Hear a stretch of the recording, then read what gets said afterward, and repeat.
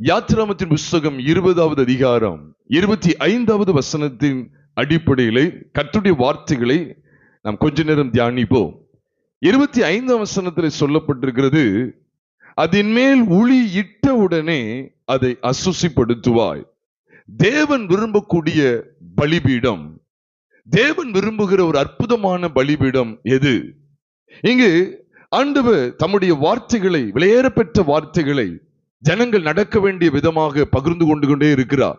கிட்டத்தட்ட யாத்திராமம் 20வது அதிகாரத்தின் துவக்கத்திலிருந்து ஒரு மனுஷன் எதெல்லாம் செய்யணும், எதெல்லாம் செய்யக்கூடாது அப்படிங்கிற நியமங்களை குறித்த, பிரமாணங்களை குறித்த காரியங்களை ஆண்டவர் பேசிக்கொண்டே இருக்கிறார். அப்படி பேசிக்கொண்டிருக்கும் போது பலிபீடத்தை குறித்த சத்தியங்களை வெளிப்படுத்த அவர் சித்தம் கொண்டார். அதான் அவர் சொன்னார், எனக்கு கல்லினால் பலிபீடத்தை உண்டாக்க வேண்டுமாகில் அதை வெட்டின கல்லுகளால் கட்ட வேண்டாம், அதன் மேல் உளி இட்டவுடனே அதை அசுசிப்படுத்துவாய் சொன்னா, உளி அது மேல, அந்த உளிங்கிறது ஒரு இருப்பு ஆயுதம், ஒரு விதமான டூல். அது பட்ட உடனே என்ன செஞ்சிருமா, அது தீட்டு போட்டுரும், அசுசி ஆகிறோம் அப்படின்னு சொல்லி ஆண்டவர் சொன்னார். அப்ப தேவன் தம்முடைய பலிபீடத்தை குறித்த விஷயத்துல எவ்வளவு கவனம் உள்ளவராய் இருக்கிறார் அப்படிங்கிற சத்தியத்தை நாம் இங்கே படிக்க முடியும். இதைத்தான் இஸ்ரவேல் ஜனங்கள் பாருங்க, வனாந்திரத்தில் வழிநடத்தப்பட்ட நாட்களிலே கர்த்தராகிய தேவன் மோசேயின் மூலமா இஸ்ரவேல் ஜனங்களை வனாந்திரத்தில் நடத்தி வந்த காலங்களிலே கானான் தேசத்தில் இஸ்ரவேல் ஜனங்கள் பிரவேசிப்பார்கள் என்கிற வாக்குத்தத்தத்தை தேவன் முன்னதாக மோசே என்கிற அவருடைய தாசனுக்கு வெளிப்படுத்தி இருந்தார். அப்ப கானான் தேசத்தின் எல்லைக்குள்ளே கடந்து சென்று கர்த்தருக்கு பலிபீடம் கட்டி கர்த்தரை ஆராதிக்க இருக்கிற ஜனத்திற்கு ஒரு நியமத்தை தேவன் முன்னதாக கொடுத்தார். உபாகமத்தின் புஸ்தகம் 27வது அதிகாரத்துக்கு நாம் வரும்போது, அங்கே மோசையின் நாட்களிலே மோசைக்கு இவ்விதமான சத்தியங்களை தேவன் வெளிப்படுத்தினார். ஆண்டவருக்கு எல்லாம் தெரியும், மோசைக்கு பிற்பாடு யோசுவாவுடைய நாட்கள்ல தான் இதெல்லாம் நிறைவேறும் என்பதை தேவன் நன்கு அறிந்திருந்தார். ஏனென்றால் மோசையை தொடர்ந்து வந்த யோசுவா தான் இஸ்ரவேல் ஜனங்களை கானான் தேசத்துக்குள்ளே வழிநடத்த போகிறார். கானான் தேசத்திலே பலிபீடம் கட்டி எழுப்பப்பட வேண்டும். வாக்குத்தத்தம் பண்ணப்பட்ட கானான், வாக்குத்தத்தம் பண்ணப்பட்ட தேசத்துக்குள்ள இஸ்ரவேல் ஜனங்கள் வரும்போது அவர்கள் பலிபீடம் கட்டி தேவனை மகிமைப்படுத்த வேண்டும். பலிபீடம் கட்டி அதிலே பலிகளை செலுத்தி தேவனுக்கு சுகந்த வாசனையை கொண்டு வர வேண்டும் என்பதை தேவன் அறிந்து வைத்திருந்தார். பொதுவா பலிபீடத்துல சுத்தமானவைகளை கொண்டு வந்து தேவனுக்கு பலி செலுத்தும் போதுதான் சுகந்த வாசனை வெளிப்படும் என்பதை கர்த்தருடைய வேதத்திலே ஆதியாகமத்தின் புஸ்தகம் 8வது அதிகாரம் 20 மற்றும் 21 ஆகிய வசனங்களின் அடிப்படையிலையும், எபேசியர் 5வது அதிகாரம் 2வது வசனத்தின் அடிப்படையிலையும் விளங்கிக் கொள்ள முடியும். பலியின் மூலமா, பலி செலுத்தப்படுவதன் மூலமாகத்தான் சுகந்த வாசனை தேவனுக்கு ஏறெடுக்கப்படுகிறது, சுகந்த வாசனை உண்டாகிறது. அப்ப அந்த பலி எதை குறிக்கி, ஒட்டுமொத்த பலிகளும் பழைய ஏற்பாட்டில் நம்ம பார்க்கக்கூடிய எல்லா விதமான பலிகளும் நம்ம அதிகமா தியானிக்கக்கூடிய பகுதி தான். எத்தனையோ விதமான பலிகளை குறித்த பிரமாணங்களை லேவியராமத்தின் புஸ்தகம் 1வது அதிகாரம் தொடங்கி 8வது அதிகாரம் வரைக்கும் நாம் பார்க்கும்போது எத்தனையோ பலிகளை குறித்த நியமங்களை ஆண்டவர் வெளிப்படுத்தி கொண்டே இருக்கிறார். தான பலியை குறித்து, போஜன பலியை குறித்து, சமாதான பலியை குறித்து, சர்வாங்க தகன பலியை குறித்து, தகன பலியை குறித்து, பாவ நிவாரண பலியை குறித்து, குற்ற நிவாரண பலியை குறித்து, அசைவாட்டும் பலியை குறித்து என்று சொல்லி பற்பல பலிகளை குறித்த பிரமாணங்களை தேவன் இஸ்ரவேல் ஜனத்திற்கு கொடுத்திருந்தார். அப்போ இந்த பலிகள் அத்தனையும் யாரை பிரதிபலிக்குங்க, கர்த்தராகிய இயேசு கிறிஸ்துவானவரை பிரதிபலிகி. அது எப்படி சொல்றீங்க கேட்டா, எபிரேயர் புஸ்தகத்தில் நாம் பார்க்கிறோம். எபிரேயர் புஸ்தகத்துல காளை, வெள்ளாட்டுக்கடா இவைகளுடைய இரத்தத்தை காண்பித்து கொடுக்கிற இடத்துல இவைகள் எல்லாம் சரீர சுத்தியை தான் உண்டாக்குது. ஆனா நம்முடைய ஆத்துமாவை ரட்சிப்பதற்கு கர்த்தராகிய இயேசுவானவர் பலியானார்ங்கிற அந்த சத்தியத்தை எபிரேயர்ல வெளிப்படுத்துகிறார். விசேஷமாக எபிரேயர் 9வது அதிகாரம் 12வது வசனத்திலிருந்து நாம் தொடர்ந்து படிக்கும் போது, இளங்காளை, வெள்ளாட்டுக்கடா இவைகளுடைய இரத்தத்தினாலே அல்ல, தம்முடைய சொந்த இரத்தத்தினாலே ஒரே தரம் மகா பரிசுத்த ஸ்தலத்திலே பிரவேசித்து நித்திய மீட்பை உண்டு பண்ணினார். ஒரே தரம் மகா பரிசுத்த ஸ்தலத்துல. அங்க ஏன் இளங்காளை, வெள்ளாட்டுக்கடா சொல்லப்பட்டிருக்கிறது? அப்ப இளங்காளை, வெள்ளாட்டுக்கடா பழைய ஏற்பாட்டு காலத்திலே பலிபீடத்தின் மேல செலுத்தப்படுவதற்கு எத்தனமானவைகள். பழைய ஏற்பாட்டு நாட்களிலே, பழைய உடன்படிக்கையிலே பலிபீடத்தின் மேல செலுத்தப்பட வேண்டிய பலிகளுக்கு ஒப்பனை அது. அப்ப அதை காண்பிச்சுட்டு உடனே என்ன சொல்றாரு, கிறிஸ்து தம்முடைய சொந்த சரீரத்தை பலியாக ஒப்பு கொடுத்தா. அப்போ பழைய ஏற்பாட்டுல செலுத்தப்பட்டு வந்த அத்தனை பலிகளும் புதிய ஏற்பாட்டு சத்தியத்துல புது உடன்படிக்கையில கர்த்தராகிய இயேசு கிறிஸ்து என்னும் அந்த ஒரே இரட்சகரை, அந்த ஒரே பலியை உங்களுக்கும் எனக்கும் நினைப்பூட்டுகிறது.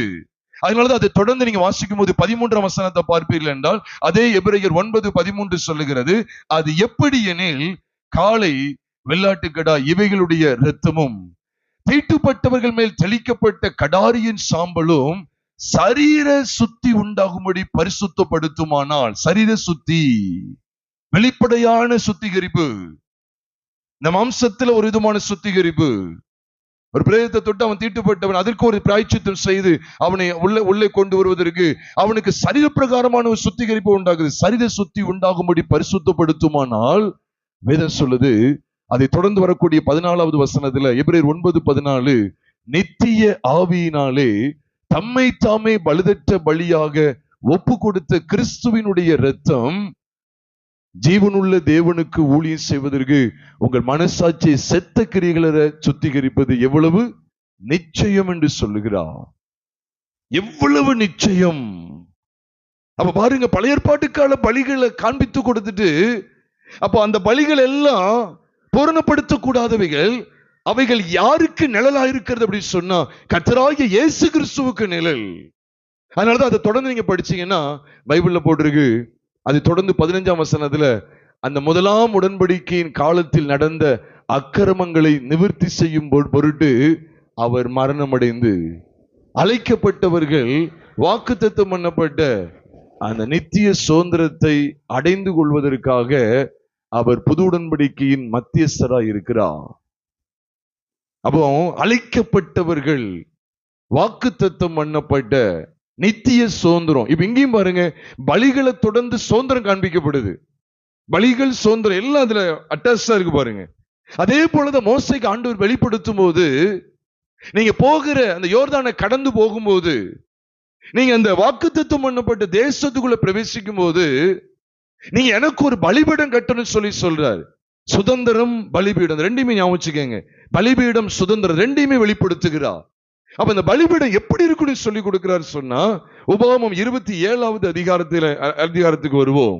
உபாகமம் 27வது அதிகாரம், அதுல 4ஆம் வசனத்திலிருந்து நாம் பார்க்கும்போது, மேலும் நீங்கள் யோர்தானை கடந்த போது இன்று நான் உங்களுக்கு கட்டளையிட்டபடி அந்த கல்லுகளை ஏபால் மலையிலே நாட்டி அவைகளுக்கு சாந்து பூசி அங்கே இருபாயுதம் படாத கற்களாலே உங்கள் தேவனாகிய கர்த்தருக்கு ஒரு பலிபீடத்தை கட்ட கடவாய்.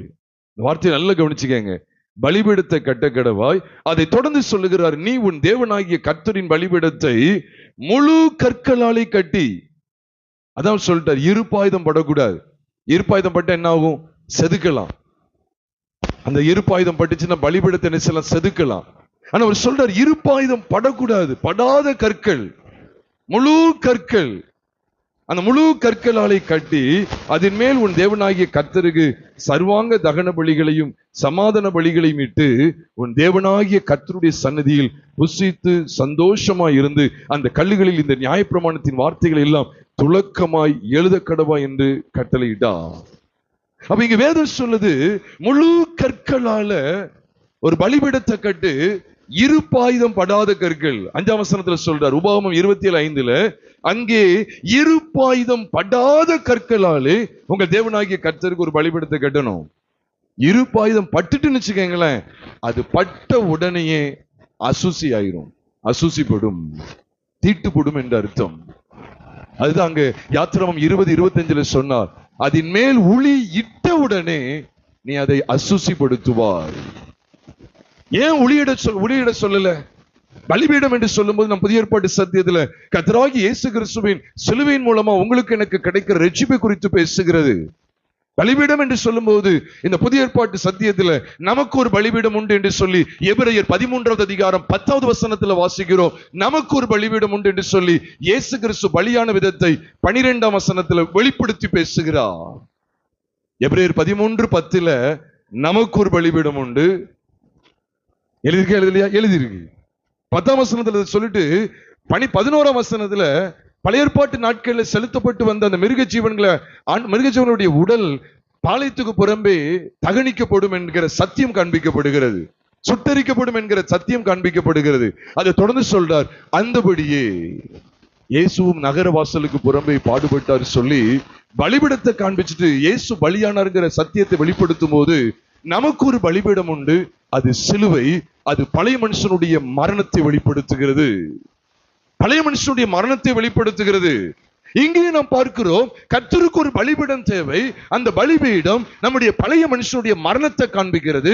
அங்கே எவ்விதமான இருப்பாயுதமும் படக்கூடாது.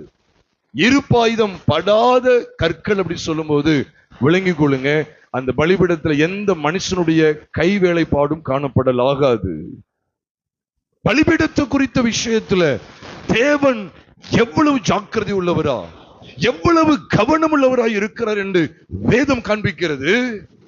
இருப்பு ஆயுதம் படக்கூடாது. யாரும் அதுல உளிய வச்சு நினைச்ச கூடாது, தட்ட கூடாது. ஏன்னா இது உங்களால் உண்டானதல்ல, இது தேவனுடைய ஈவு. ஆண்டவர் யாத்திராமம் 20:25 நியாயப்பிரமாண வார்த்தைகளை வெளிப்படுத்துகிற ஆரம்ப காலகட்டத்தை குறித்து சொன்னது மட்டுமல்ல, பாருங்க, எல்லாரும் எகிப்திலிருந்து வெளியே வந்திருக்கிறாங்க. அப்படிப்பட்ட ஆரம்ப காலத்துல பலிபீடத்தை குறித்த சத்தியத்தை வெளிப்படுத்துறது மட்டுமல்ல, அது எப்படி இருக்கணுங்கிற அருமையான சத்தியத்தை வெளிப்படுத்துறது மட்டுமல்ல, அவர்கள் கானானை சுதந்திரிக்கிறதற்கு ஏதுவா கடைசியிலையும் இதைத்தான் காண்பிக்கிறார். நீ அங்க போனதுக்கு பிறகு நீ இருப்பாயுதம் படாத கற்களால தான் பலிபீடம் கட்டணும். அப்படி உளி பட்டுட்டு அப்படின்னா அது அசுத்தமாயிரும். அதனாலதான் ஆண்டவர் ஜாக்கிரதையா இருக்குது. ஏன் தெரியுமா? இது உங்களால் உண்டானதல்ல, அது மனுஷ கைவேலையே வரக்கூடாது. ஏனென்றால் கிரியை செய்கிறவனுக்கு வருகிற கூலி கிருபை என்று எண்ணப்படாமல் கடன் என்று எண்ணப்படும் என்று ரோமர் 4வது அதிகாரம் 4ஆம் வசனத்துல வாசிக்கிறோம். அதை தொடர்ந்து சொல்றாரு, ஒருவன் கிரியை செய்யாமல், நல்ல கவனிச்சுக்கங்க, ஒருவன் கிரியை செய்யாமல் பாவியை நீதிமானாக்கரிடத்தில் விசுவாசம் வைக்கிறவனாய் இருந்தால் அவனுடைய விசுவாசமே அவனுக்கு நீதியாக எண்ணப்படும். கிரியை செய்யாமல் ரட்சிப்பை குறித்த விஷயத்துல, பலிபீடமாகிய சிலுவையை பற்றிய விஷயத்துல, உங்களுடைய என்னுடைய வாழ்க்கையை நாசமாக்கி கொண்டிருந்த, பாதாளத்துக்கு நேராய் நடத்தி கொண்டிருந்த பழைய மனுஷனாகிய ஜென்ம சுபாவத்துக்குரிய ஆதாமின் சாயலை களைந்து போடக்கூடிய அந்த பலிபீடமாகிய சிலுவையை பற்றிய விஷயத்துல தேவனுக்கு ஒரு பிடிவாதம் உண்டு, தேவனுக்கு ஒரு பெரிய நோக்கம் உண்டு, தேவனுக்கு ஒரு பெரிய ஜாக்கிரதை உண்டு. அது என்ன? மனுஷனுடைய கை வேலைப்பாடுல வரக்கூடாது. தேவ பிள்ளைகள் இதை விளங்கிக் கொள்ளணும். உளி அங்க படவே கூட, உளி சத்தம் வரக்கூடாது. அதனாலதான் நீங்க பாத்தீங்கன்னா சாலமோன் நாட்கள்ல, சாலமோன் ஆலயத்தை கட்டும்போது பாத்தீங்கன்னா உளி படுற சத்தம் உள்ள கேட்கவே கூடாது. எல்லாம் வேலையை வெளியெல்லாம் முடிச்சிடணும். இங்க உள்ள எருசலேமுக்குள்ள என்ன செய்யக்கூடாது, இந்த உளி சத்தம் கேட்க கூடாது, வெளியே இங்க தெரியவே கூடாது. மனுஷன் அதை செஞ்சேன்னு சொல்லவே கூடாது. எல்லாம் மறைவிடத்திலே முடிச்சிடணும். நான் வேலையை விட்டுட்டு நான் ஆண்டோடைய ஊழியத்துக்கு வந்துட்டேன், இதெல்லாம் பேசவே கூடாது. அதை மேன்மை பாராட்டி நான் அதை செஞ்சுட்டேன், இதை சாதிச்சுட்டேன் அப்படிங்கிற அந்த பெருமைக்கு இடமே கிடையாது. அந்த ஒளி சத்தமே கேட்க கூடாது. அதனாலதான் 1 ராஜாக்களின் புஸ்தகம் 6வது அதிகாரம் துவக்கத்துல சொல்லுவாரு, நீ எல்லாம் அந்த முழு கற்களை கொண்டு வந்து வச்சிடணும், அங்க ஒளி சத்தம் கேட்க கூடாதுன்னு சொல்லுவாரு. ஏன் கேட்க கூடாது? நீங்க நிறைய சூழ்நிலையில பாருங்க, இந்த ஒளி சத்தம் கேட்டுக்கிட்டே இருக்கு. நான் எவ்வளவு பெரிய ஆள் தெரியுமா, நான் எவ்வளவு படிச்சிருக்கேன் தெரியுமா, எனக்கு எவ்வளவு ஆசை இருக்கு தெரியுமா, சிலர் ஆவிக்குரிய பெருமை வேற இருக்கு, நான் இதெல்லாம் விட்டுட்டு ஆண்டவருக்கா வந்தேன் தெரியுமா. இதெல்லாம் ஒளி சத்தம். அந்த ஒளி சத்தம் உள்ள வந்துட்டாலே பலிபீடம் அசுத்தப்படும், அசூசியாக்கப்படும். அதனாலதான் பாருங்க, ஆண்டவர் மோசேட்ட சொன்னதை யோசுவா அப்படியே நிறைவேற்றுறாரு. யாத்திராமம் 20:25 சொல்லப்பட்டது. உபாகமம் 27வது அதிகாரத்துல ஆண்டவர் அவருடைய தாசனாகிய மோசே மூலமாய் வெளிப்படுத்தினதை அப்படியே யோசுவா நிறைவேற்றுறதை நீங்க பார்க்க முடியும். எங்க? இப்ப ஒரு கையில நீங்க உபாகமம் 27 கையில வைத்துக் கொள்ளுங்க, இன்னொரு கையில யோசுவா 8வது அதிகாரம் 30ஆம் வசனத்தை எடுத்துக்கொள்ளலாம். யோசுவா 8வது அதிகாரம் 30ஆம் வசனத்தை நான் உங்களுக்காக வாசிக்கிறேன். யோசுவா 8:30. அப்பொழுது யோசுவா கர்த்தரின் தாசனாகிய மோசே இஸ்ரவேல் புத்திரருக்கு கட்டளையிட்டபடியும், மறக்க கூடாது, மோசேயின் நியாயப்பிரமாண புஸ்தகத்தில் எழுதியிருக்கிறபடியும் ஏபால் பர்வதத்தில் இஸ்ரவேலின் தேவனாகிய கர்த்தருக்கு என்ன போட்டிருக்கு? இருபாயுதம் படாத முழு கற்களால் ஒரு பலிபீடத்தை கட்டினான். இருபாயுதம் படாதது அப்படின்னாலே ஞாபகம் வச்சுக்கங்க, இது உங்களால் உண்டானது அல்ல. ரட்சிப்பை குறித்த விஷயத்துல, சிலுவை பற்றிய உபதேசத்தை பற்றிய விஷயத்துல எந்த மனுஷ கைவேலைப்பாடும் கிடையாது. இல்ல நான் இவன தான தர்மம் பண்ணி இருக்கிறேன், அதனால கர்த்தர் என்னுடைய பழைய மனுஷனாகிய ஆதாம அவர் சீர்குலைய பண்ணணும் அப்படிங்கிற கட்டாயம் அவருக்கு கிடையாது. இல்ல நான் கர்த்தருக்குன்னு மிஷனரிக்குன்னு காணிக்க கொடுத்திருக்கிறேன், நான் அதை செய்திருக்கிறேன் இதை செய்திருக்கிறேன்னு சொல்லி மாம்சீக மேன்மை பாராட்டல் அங்கே வெளிப்படக்கூடாது. மாம்சீக மேன்மை பாராட்டல் அங்கே வெளிப்படக்கூடாது. மாம்சீகத்திற்கு அங்கே இடமில்லை. பலிபீடத்தை பற்றிய விஷயத்துல மாம்சமானது ஒன்றுமில்லை. அதனாலதான் இங்கே மோசே என்ன கட்டளையை பெற்றாரோ அதே கட்டளைய இங்க யோசுவா அழகா நிறைவேற்றார் பாருங்க. ஏபால் பர்வதத்தில் இஸ்ரவேலின் தேவனாகிய கர்த்தர் இருபாயுதம் படாத முழு கற்களால் ஒரு பலிபீடத்தை கட்டினா, அதுக்கப்புறம் உபாகமத்தில் வாஸ்தவமே அதே இது நடக்கு பாருங்க. அதன் மேல் கர்த்தருக்கு என்ன பலிகளை செலுத்தினா? சர்வாங்க தகன பலிகளை செலுத்தி சமாதான பலிகளை இட்டாங்க. அப்படியே நீங்க திருப்பி எப்படி பாருங்களேன், உபாகமம் 27வது அதிகாரத்துல அதே தான் சொல்றார். கர்த்தருக்கு பலிபீடம் கட்டி 6ஆம் வசனம் 7ஆம் வசனத்தை பாத்தீங்கன்னா, அதன் மேல் உன் தேவனாகிய கர்த்தருக்கு என்ன பலிகளை செலுத்தணும்? சர்வாங்க தகன பலிகளையும் சமாதான பலிகளையும் இட்டு. இங்கேயும் அதே காரியத்தை தான் செய்யறார். அங்க கட்டளையாய் இருந்தது இங்க நிறைவேற்றப்படுகிறதாய் மாறுகிறது. அங்க கட்டளையாய் இருந்தது இங்கு நிறைவேற்றப்படுகிறது. அப்ப யோசுவா நிறைவேற்றுகிறார். யோசுவா நிறைவேற்றுகிறார். பிரியமான சகோதர சகோதரிகளே, இன்னைக்கு நிறைய பேர் நினைக்காங்க தேவன் நம்முடைய சொந்த கிரிகளினால நம்மள சந்தோஷப்பட்டுருவார் நினைக்கிறாங்க. நான் அதை செய்தேன் இதை செய்தேன், இவ்வளவு பணத்தை என்ன செய்றேன், அன்னதானம் பத்துக்கு ஒப்பு கொடுத்தேன், நான் இப்படிலாம் பிரயாசப்பட்டேன், நான் அதை செய்தேன் இதை செய்தேன்னு சொல்லி தங்களுடைய சொந்த கிரியைகளை கொண்டு வராங்க. அதான் பைபிள் சொல்லுது, எபேசியர் 2வது அதிகாரம் 8ஆம் வசனத்துல, கிருபையினாலே விசுவாசத்தை கொண்டு ரட்சிக்கப்பட்டீர்கள், இது உங்களால் உண்டானதல்ல, இது தேவனுடைய ஈவு அப்படின்னு சொல்லி வேதத்துல வாசிக்கிறோம்.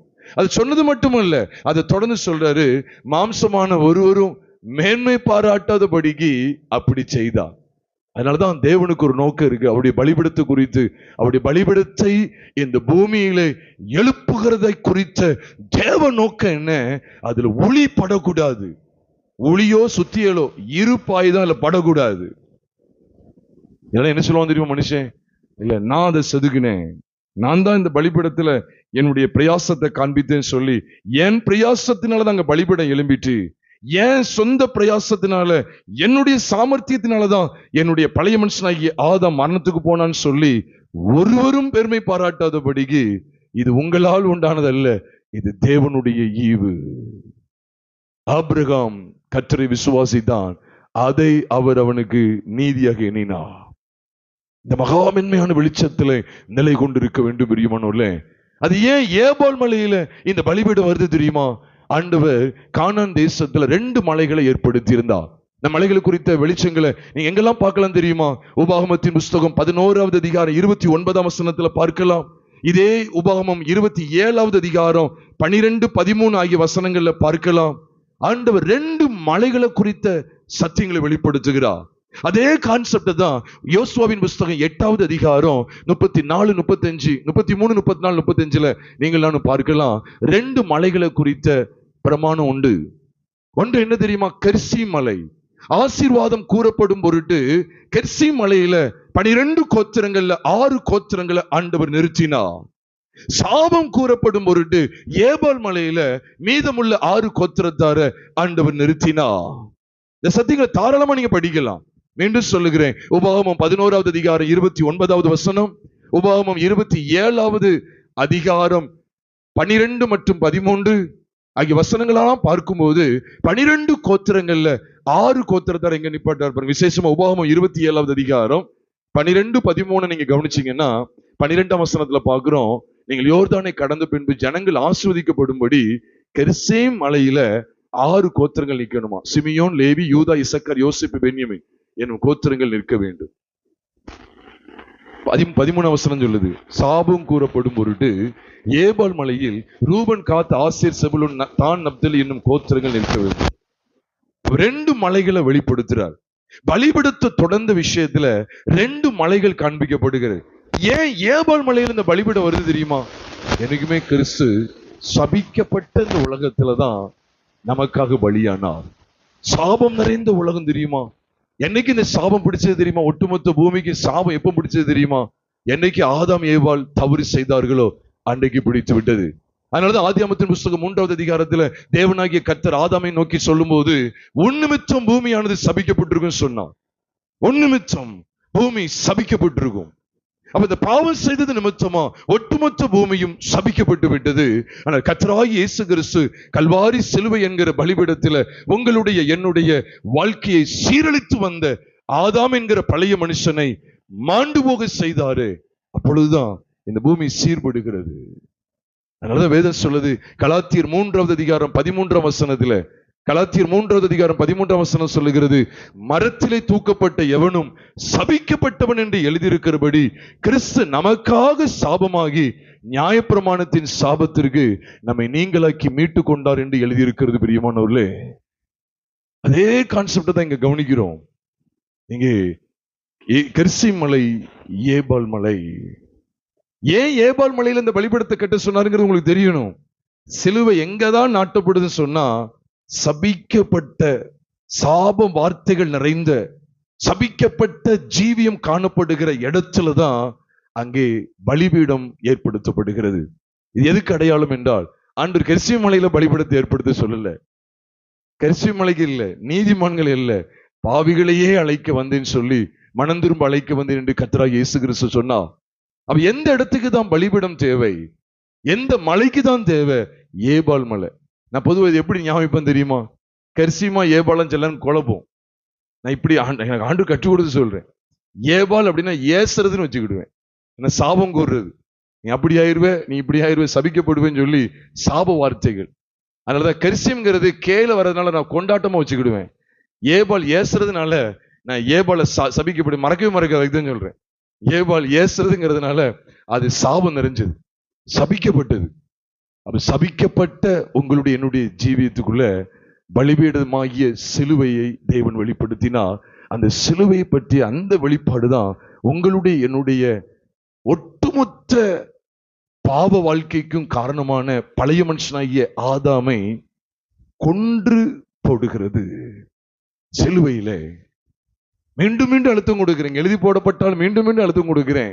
நம்முடைய பழைய மனுஷன் அவரோடு கூட சிலுவையில் அறையப்பட்டது என்று அறிந்திருக்கிறோம். ஏபால்ல தான் ஒட்டுமொத்த சாப வாழ்க்கையும் இருக்கு. நம்முடைய பழைய மனுஷன் உன்னிமித்த மூவி சபிக்கிறோம். ஆமா, ஒட்டுமொத்த பழைய மனுஷனுடைய சுபாவங்களும் ஏபால்ல தான் காண்பிக்கப்படுகிறது. அந்த ஏபாலுக்கு தான் பலிபீடம் தேவை. எழுதப்பட்ட வார்த்தையை பாருங்களேன், நாம் இனி பாவத்துக்கு ஊழியம் செய்யாதபடி, இனி பாவத்துக்கு ஊழியமே செய்ய மாட்டேன் அப்படிங்கிறத எதின் அடிப்படையில தான் தீர்மானித்து கொடுக்கிறேன்னு சொன்னா, நம்முடைய பழைய மனுஷனாகிய ஆதாம் சிலுவையிலே, பலிபீடமாகிய சிலுவையிலே கிறிஸ்துவோடு கூட மாண்டு விட்டா. இந்த வெளியேறப்பட்ட சத்தியத்தை பெற்றுகிற விசுவாசத்தினாலதான் நான் இனி பாவத்துக்கு ஊழியம் செய்ய மாட்டேன். இனி அப்படின்னு என்ன தெரியுமா? இனினா என்னது? அடுத்த நிமிஷம்.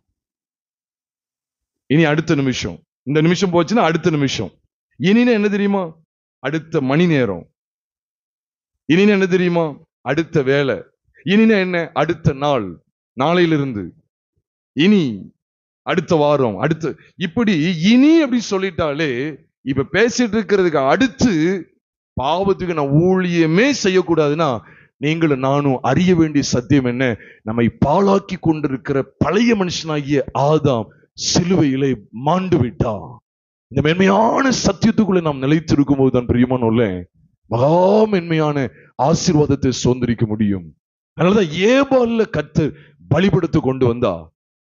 பிரியமானோல்ல, விசேஷம் உங்களோடு பகிர்ந்து கொள்ற பகுதி என்ன தெரியுமா? இந்த ஒளியிடாத இருப்பாயுதம் படாத பலிபீடத்தினால, இருப்பாயுதம் படாத கற்களால பலிபீடம் கட்டப்பட்ட பிற்பாடு ஆண்டவர் யோசுவாக்கு என்ன சொன்னார் தெரியுமா? யோசுவாக்கு மட்டுமல்ல, உபாகமம் 27வது அதிகாரத்தை நீங்க பார்க்கலாம். பலிபீடம் கட்டப்பட்டு பலிபீடத்தை தொடர்ந்து பலிகளும் செலுத்தப்பட்ட பிற்பாடு ஆண்டவர் 2 மலைகளை குறித்த வெளிப்பாட்டை காண்பித்தார். இது எதை குறிக்கு தெரியுமா? யோசுவா 8வது அதிகாரத்திலும் கவனிச்சு பாருங்க. அங்கு இருப்பாயுதம் படாத முழு கற்களால பலிபீடம் கட்டப்பட்டு அதன் மேல் பலிகள் செலுத்தப்பட்டதை தொடர்ந்து இது எதை காண்பிக்கு? கிறிஸ்து நமக்காக பலியானார், நம்முடைய பழைய மனுஷனும் அவரோடு கூட மரித்து விட்டான்கிற சத்தியத்தை தொடர்ந்து என்ன பிரதிபலிப்பு வெளிப்படணும் தெரியுமா? கெர்சிம் மலை வேறு, ஏபால் மலை வேறு. நல்லா கவனிங்க. கெர்சிம் மலை வேறு, ஏபால் மலை வேறுங்கிற அந்த வேறுபாட்டின் ஜீவியம் தேவை, வேறுபாட்டின் ஜீவியம் தேவை. அதனாலதான் யோசுவா 8வது அதிகாரத்துல பலிபீடமும் அதை தொடர்ந்து வரக்கூடிய பலிகளையும் வெளிப்படுத்தின பிற்பாடு தேவன் எதை குறித்து பேசினார் தெரியுமா? தொடர்ந்து வாசிங்க. யோசுவா 8வது அதிகாரம் 33, 34 என்று சொல்லி 2 வசனங்களையும் பாருங்க. அந்த 2 வசனங்கள்ல 2 விதமான மலையை குறித்து பேசுகிறார். பாதி பேர் எங்க நிக்கணுமா? கெர்சிம் மலையில. பாதி பேர் எங்க நிக்கணுமா? ஏபால் மலைக்கு எதிரா. பாதி பேர் கெர்சிம் மலைக்கு எதிரா, பாதி பேர் ஏபால் மலைக்கு எதிரா. ஏன் நிக்க சொன்னாருன்னு சொன்னா, பலிபீடமாகிய அந்த சிலுவையை பற்றிய உபதேசத்தின் மூலமா நமக்கு அடுத்து கிடைக்கக்கூடிய அருமையான வெளிப்பாடு, வெளிச்சம் என்ன தெரியுமா? கெர்சிம் வேறு, ஏபால் வேறு அப்படிங்கிற மகா மேன்மையான சத்தியத்துக்குள்ளே வழி நடத்தப்படுவது. இதைத்தான் நிருப வாக்கியங்கள்ல படிக்கிறோம். உபாகமத்திலும் பாருங்க. உபாகமம் 27வது அதிகாரத்துல முதல் 7-8 முதல் 10 வசனங்களை கவனிச்சீங்கன்னா, இருப்பாயுதம் படாத முழு கற்களால கர்த்தருக்கு பலிபீடம் கட்டப்பட்டு அந்த பலிபீடத்தின் மேல சர்வாங்க தகன பலிகளும் சமாதான பலிகளும் செலுத்தப்பட்டு அதை தொடர்ந்து என்ன சத்தியங்கள் காண்பிக்கப்படுகிறது தெரியுமா?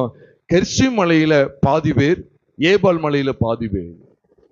12ஆம் வசனம் 13ஆம் வசனத்தை தான் பார்க்கிறோம். உபாகமம் 27, 12 மற்றும் 13. அதே கான்செப்ட் தான் யோசுவா இங்க நிறைவேற்றுகிறார். அங்க சொல்லப்பட்ட கட்டளைய இங்க நிறைவேற்றுகிறார். யோசுவா 8வது அதிகாரம் 33 மற்றும் 34 அப்படியே நிறைவேற்றி முடிக்கிறார். பிரியமானவர்களே, பலிபீடத்தின் மேல என்ன பலிகள் செலுத்தப்படுது? சர்வாங்க தகன பலி. அது எதை காண்பிக்குன்னா, மாம்சம் முற்றிலும் தகனிக்கப்படுவது. அதை தொடர்ந்து சமாதான பலிகளை ஏன் காண்பிக்கிறார் தெரியுமா? இதுதான் உண்மை. கிறிஸ்துவோடு கூட சிலுவையில் அறையப்பட்டு ஆயினும் பிழைச்சிருக்கிறேங்கிற இடத்துக்கு நான் வரும்போது எதுல பிழைச்சிருக்கிறேன்? தேவனோடு ஒப்புரவாகி இருக்கிறேன். எனக்குமே சர்வாங்க தகன பலியை தொடர்ந்துதான் சமாதான பலி. சர்வாங்க தகன பலிகளை தொடர்ந்து என்ன பலி? சமாதான பலி. அப்ப சர்வாங்க தகன பலியில என்னுடைய பழைய மனுஷனாகிய ஆதாம் கிறிஸ்துவோடு கூட சிலுவையிலே பலியிடப்பட்டு விட்டான், மாண்டு விட்டான் என்கிற சத்தியத்தை பற்றுகிற வெளிச்சத்துல எனக்கு கிடைக்கக்கூடிய அருமையான வெளிப்பாடு என்ன? எனக்கும் தேவனுக்கும் இடையே சமாதானம் ஏற்பட்டிருக்கிறது. எனக்கும் மற்ற மனிதர்களுக்கும் இடையே சமாதானம் ஏற்பட்டிருக்கிறது. அதுதான் நீங்க சிலுவைங்கிற காட்சியை நீங்க பாருங்க, பலிபீடம் என்கிற காட்சியை பாருங்க. பலிபீடத்தில் இருக்கக்கூடிய அந்த முதல் பகுதி என்ன தெரியுமா? வெர்டிகல். வெர்டிகல் நெடுகாம இருக்கு பாத்தீங்க, அதுக்கு பேர் வெர்டிகல். குறுக்கு கொடுக்கப்பட்டிருக்கிறது பாத்தீங்களா, அதுக்கு பேரு ஹரிசாண்டல். வெர்டிகல் நீங்க கவனிச்சீங்க அப்படிங்கன்னு சொன்னா, எனக்கும் கீழே இருக்கிற மனுஷனுக்கும் மேல இருக்கிற தேவனுக்கும் இடையிலே சமாதானம் உண்டாகிறது. அதுதாங்க பாருங்க, பலிபீடம் கட்டப்பட்ட தொடர்ந்து 2 விதமான பலிகள் செலுத்தப்பட்டது. ஒன்று சர்வாங்க தகன பலி, இன்னொன்று சமாதான பலி. சர்வாங்க தகன பலியை தொடர்ந்து சமாதான பலி. எதை காண்பிக்கினா, நம்முடைய பழைய மனுஷனாகிய ஆதாம் சிலுவை என்கிற பலிபீடத்துல பலியிடப்பட்டுட்டான், தகனிக்கப்பட்டு விட்டான். சர்வாங்க தகன பலிக்கு ஏதுவாய் அவன் சுட்டரிக்கப்பட்டு விட்டான் என்றால் நிச்சயமாகவே அடுத்து சமாதான பலிகளை நம்முடைய கண்கள் காணும். இதான் வாக்குத்தத்தம் பண்ணப்பட்ட அந்த புதிய தேசத்துல புதிய மனுஷனிலே காணப்பட வேண்டிய மகிமையான ஜீவியம். சமாதான பலியில நம்ம என்ன படிக்கிறோம் சொன்னா, இந்த பலிபீடத்துல சொல்லப்பட்டதுதான் வெர்டிகல், எனக்கும் தேவனுக்கும். ஹரிசாண்டல் என்ன தெரியுமா?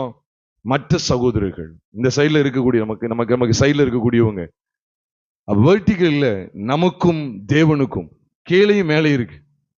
ஹரிசாண்டல் பகுதியை பார்த்தீங்கன்னா நம்ம சகோதரிகளோடு ஐக்கியமாய் சமாதானமாய் இருப்பது, யாரையும் பகைக்காமல், யாருடையும் சண்டை போடாமல், யாரையும் விரோதிக்காமல், யாரையும் மன்னிக்காமல் இருந்து விடக்கூடாது. அப்படிப்பட்ட ஒரு மோசமான சுபாவத்திற்கு இடம் கொடுக்க கூடாது.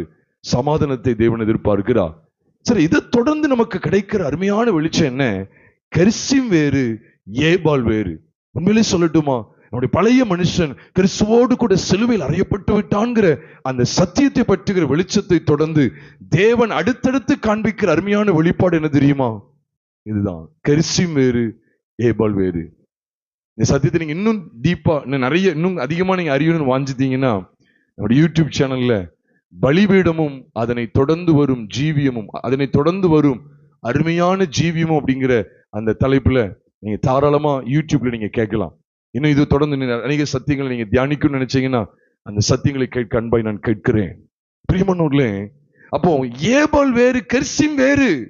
பாதி பேரை ஏன் அங்கேயும் பாதி பேரை இங்கேயும் ஏன் நிப்பாட்டுறாரு? இதெல்லாம் பிரமாணம், இதெல்லாம் நியமம், தேவ கட்டளை. ஏன் தெரியுமா? பலிபீடத்தை சார்ந்த வாழ்க்கை அனுதினமும் உலகம் வேறு, தெய்வீகம் வேறு அப்படிங்கிற வேறுபாட்டின் ஜீவியத்தை அனுபவிக்க அழைக்கப்பட்டிருக்கிறது. பலிபீடத்துக்கு வந்துட்டோம் சொல்லி பெருமை பாராட்டு கிடையாது, விழுந்தே போயிருவோம். மகாமேன்மையான சத்தியம், அது அப்படி ஆகும் இப்படி ஆகும் பேசுறவங்க எல்லாம் விழுந்து போயிருவாங்க. யாருதான் நிக்க முடியும் தெரியுமா? இது மகாமேன்மையான சத்தியம் தான். ஆனா இந்த சத்தியத்தை தொடர்ந்து என் வாழ்க்கையில எது காண்பிக்கப்படுது தெரியுமா? கெரிசிம் வேறு, ஏபால் வேறு. ஆசீர்வாதத்துக்குரியவைகள் வேறு, சாபத்துக்குரியவைகள் வேறு. அடையாளம் பார்க்கணும். எனக்கு இந்த அடையாளமே கிடையாது. வந்தோமா, கர்த்தர் ஆராதி, அந்த கையை உயர்த்து, அப்புறம் கையில இருந்து அள்ளி போடு, காணிக்கைய போடு, அந்த ஆள ஓடு. நீங்க அப்படி ஆயிருது. அநேக போதக பிதாக்களுக்கு தெரியல. ஏன் தெரியுமா தெரியல? பலிபீடமாகிய சிலுவைக்குள்ள வரல. தங்களுடைய பழைய மனுஷனாகிய ஆதாம் சிலுவையிலே மாண்டு போன சத்தியத்தை விசுவாசிக்கவில்லை. இன்னும் பழைய மனுஷனாகிய ஆதாமோடு தான் குடும்பம் நடத்தி கொண்டிருக்கிறார்கள். ஆகவேதான் கார் வாங்கணுங்கிற அந்த பிரியம் பாவங்கிறது தெரியல. காரு காரு காரு செத்துருவான் போல. சில ஊழியெல்லாம் இப்ப கையில நிறைய கிடைச்சுன்னா போதும், இப்ப காருக்கு மேல காரு, அல்லது இந்த பழைய காரை மாதிரி உடனே அடுத்தடுத்து புதுசா லேட்டஸ்டா என்னென்ன வருது அதெல்லாம் வாங்கணும்.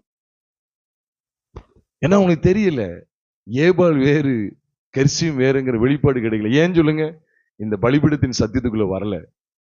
சிலுவையை பற்றிய உபதேசம் ஒரு மனுஷனை, ஒரு மனுஷிய எதுக்குள்ள கொண்டு போகும் தெரியுமா? பகுத்தறிவுக்குள்ள கொண்டு போகும். நீ வெளுத்ததெல்லாம் பால்னு சொல்லி ஒரு கூட்டம் நம்புது. காரணம் என்ன தெரியுமா? அந்த சிலுவை பற்றிய செய்தி உங்களுக்கு கிடையாது. என்னுடைய பழைய வாழ்க்கை, என்னுடைய பழைய மனுஷனாகிய ஆதாம் கிறிஸ்துவின் சிலுவையிலே களைந்து போடப்பட்டிருக்கிறான். இதைத்தான் எபேசியர் 4வது அதிகாரம் 22, 23, 24 நீங்க வாசிச்சு பாருங்க. பைபிள் சொல்லுது, அந்தபடி முந்தின நடக்கைக்குரிய மோசம் போக்கும் இச்சைகளினாலே கெட்டு போகிற பழைய மனுஷனை களைந்து போட்டு உள்ளத்திலே புதிதான ஆவி உள்ளவர்களாகி மெய்யான நீதியிலும் பரிசுத்தத்திலும் தேவனுடைய சாயலாய் சிருஷ்டிக்கப்பட்ட புதிய மனுஷனை தரித்து கொள்ளுங்கள். அப்புறம் தான் சொல்றார், ஒருவருக்கு ஒரு பொய் சொல்லாதிருங்கள். அப்புறம் தான் தெரியுது பொய் எது, திருட்டுத்தனம் எது.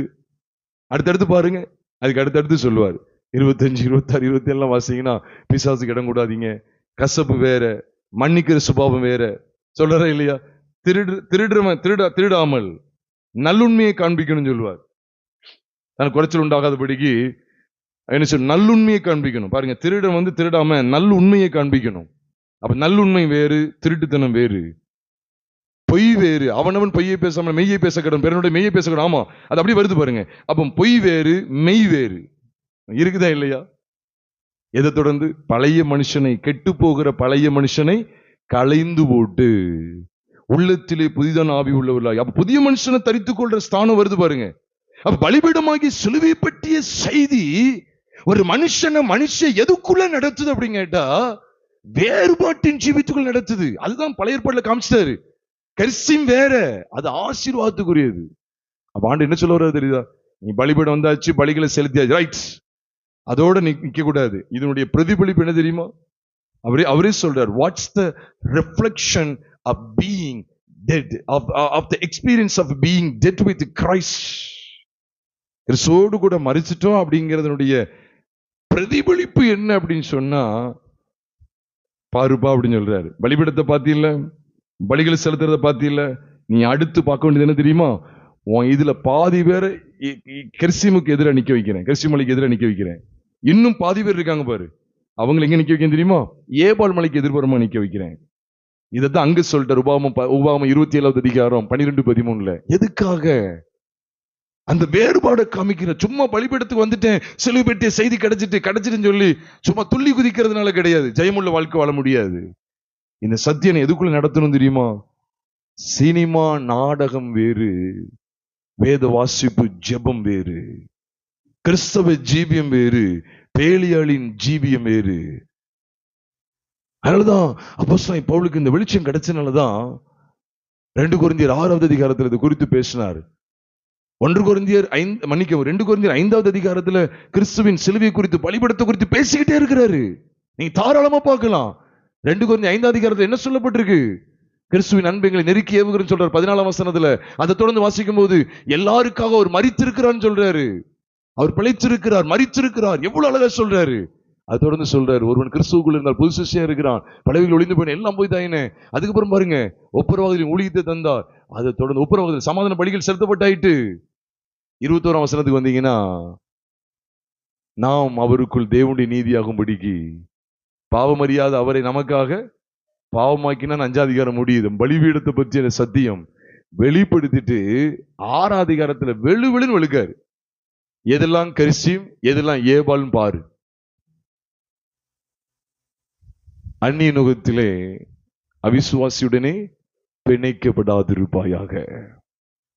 கரிசியும் ஏபால் இங்க சேர முடியாது. நீ வித்தியாசமே தெரியல. அந்த ஆளு ஓடிட்டு கிடக்கு கூட்டங்கள். தேவனை எதுக்காக தேடணும் அது தெரியாது.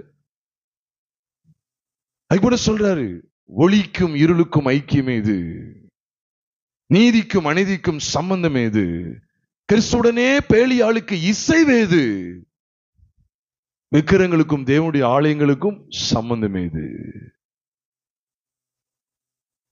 எந்த அதிகாரத்தை சொல்ற? 2 கொரிந்தியர் 6வது அதிகாரத்துல பேசிட்டு வர்றாரு. அப்ப நான் கவனிக்க வேண்டியது இருக்கு.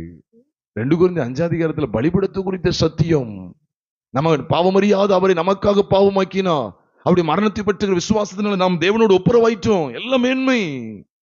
ஆனா அதை தொடர்ந்து ரிஃப்ளெக்ட் ஆகுது பாருங்க. என்ன? ஒளி வேற, இருள் வேற,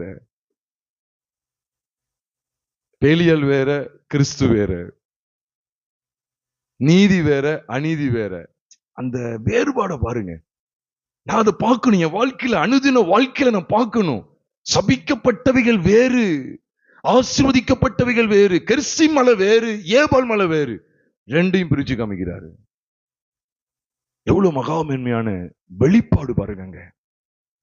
நீங்க அது தெரிய மாட்டேங்குது. நீ எல்லாம் ஓடிட்டு இருக்காங்க, உலகத்தோடு உலகமா ஓடிக்கிட்டு இருக்காங்க. எப்படியும் வாழலாம் ஓடிக்கிட்டு இருக்காங்க. ஞாயிற்றுக்கிழமை ஆனா ஒரு பக்தி உள்ள ஒரு வாழ்க்கையை காமிச்சிடணும். சர்ச்சுக்கு போயிடணும், சபைக்கு போயிடணும். அப்பா சபைக்கு போயிட்டு வந்துட்டோம், நல்லா உட்காந்து நாடகம் பாரு, சினிமா பாரு, இஷ்டப்பட்ட இடத்துக்கெல்லாம் சுத்து, இஷ்டப்பட்ட வார்த்தைகள் எல்லாம் பேசலாம்.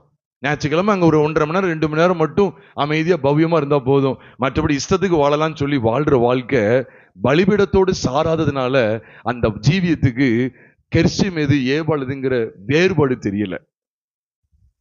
பலிபீடத்தை தொடர்ந்து வரக்கூடிய வெளிப்பாடு என்ன, வெளிச்சம் என்ன? கெர்சிம் வேறு, ஏபால் வேறு. இந்த சத்தியத்தை படிக்கணும், சத்தியத்தை படிக்கணும். ஆசீர்வாதமான வார்த்தைகள் எல்லாம் கெர்சிம்ல கொட்டுறாரு, கொட்டிக்கிட்டே இருக்கிறார், பேசிக்கிட்டே இருக்கிறார். சாபமான வார்த்தைகள் எல்லாம் ஏபால் மலையில கொண்டு வர்றாரு. வெளிச்சத்தை பெற்றுக்கொள்ளணும், வெளிச்சத்தை பெற்றுக்கொள்ளணும். ஆண்டவரே, உண்மையாவே என் கெர்சிம் ஏபாலை நான் பார்க்கிறேன், ரெண்டையுமே காண்பித்து கொடுக்கிறேன். என் வாழ்க்கையில் நான் பார்க்கணும், இதெல்லாம் ஆசீர்வாதத்துக்குரியவைகள், இதெல்லாம் சபிக்கப்பட்டதுவைகள் அப்படின்னு சொல்லி நான் என்னுடைய வாழ்க்கையில, தனிப்பட்ட வாழ்க்கையில நான் ருசி பார்க்கணும். ஒரு உதாரணம் சொல்றேன். குடும்பத்துல திடீர்னு ஏற்றத்தாழ்வுகள் வரும், கணவன் மனைவிகளை சில பிரச்சனைகள் வரும். சில நேரங்கள்ல மனைவி ஒண்ணு சொல்லல, கணவன் ஒண்ணு சொல்ல, ஏதாவது ஒரு இடத்துல அப்படி யாரோ ஒருத்தருக்கு கோபம் அப்படி உச்சிக்கு வருதுன்னு வச்சுக்கோங்களேன்.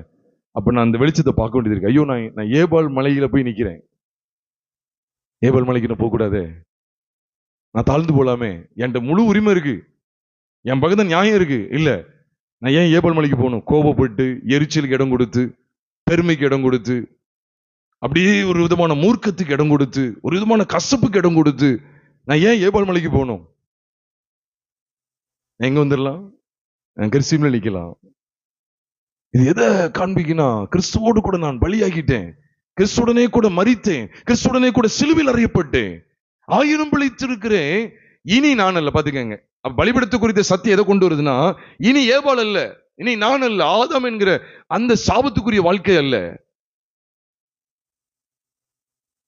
கிறிஸ்துவை எனக்குள் பிழைத்திருக்கிறார். இந்த கெர்சிம்